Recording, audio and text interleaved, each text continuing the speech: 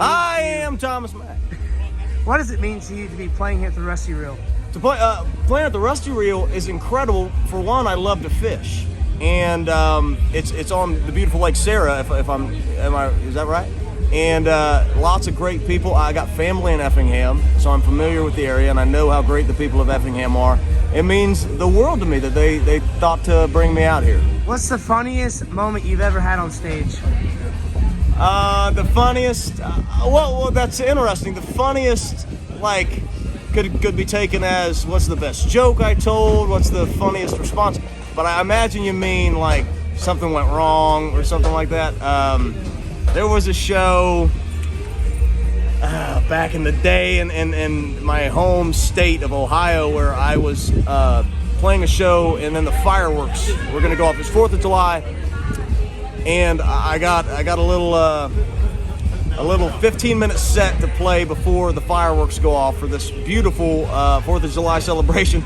And I did my 15 minutes, and they go, well, the fireworks, we got like 5 minutes. There's something wrong. Can you do another song? And I went, oh yeah, of course. I know tons of songs, but for some reason I picked one that was new at the time because I thought, the crowd would like it. I didn't do one of mine. I did a cover, and I forgot the whole song as soon as I started. So it's like the first verse and then 3 minutes of me humming.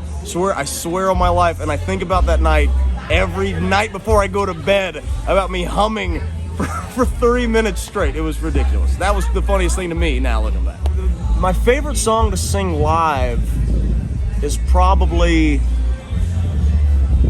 That's hard because, they're all special to me. You know what I think it is? I think it's whatever one I have had put out the most recent, because I've been writing for years, and I love all my songs so much. But, some songs you sing over and over every night, and then you write a good one that you believe in, and that's a special one. So tonight was a song called Your New Boyfriend Is Ugly that I love that song. I think it's funny, and it's the newer song that I've written that I think I might put out. But yeah, that's tough. As songwriters, we see all our songs as like they're our babies, so it's hard to pick one. But I think whatever the newest one is, that's the one I would pick. So on stage, your performance is unbelievable. Oh, I appreciate it. As a person, you're hilarious. Thank you. Where do you get your sense of humor from? I don't know.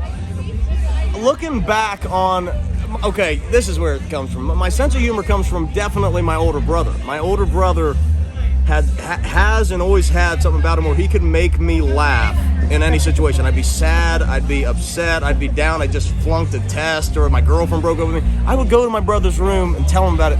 He would say one line that would make me laugh my butt off. And I idolized him for being so funny, and I started getting into stand-up comedians, and I like the old stuff, Rodney Dangerfield, Adam Sandler. I like that stuff. Adam Sandler has a lot of people compare me to him, who I love. He does the singy song stuff. But it started with my brother. I went, how can he make me laugh like that, and how do I do it? Reaction from the crowd, the vibe. You have such good presence on stage, I should say. How do you react to the crowd and knowing which song to sing at a certain point? Well, that's interesting because my band gets on me a little bit about this, because I'll write a set list that we're supposed to play, and we're supposed to keep to the set list. But lots of times I veer from the set list because I'm reading the crowd. I'm trying to figure out, if they're more prone to listening to the lyrics of a song, if they're more prone to partying with us. It kind of depends. I kind of picked that up, the ability to read a crowd, because when I moved to Nashville when I was 17, 18, all I did was honky tonks. I played every bar in as close to me as possible. I would go back to my hometown and play every bar.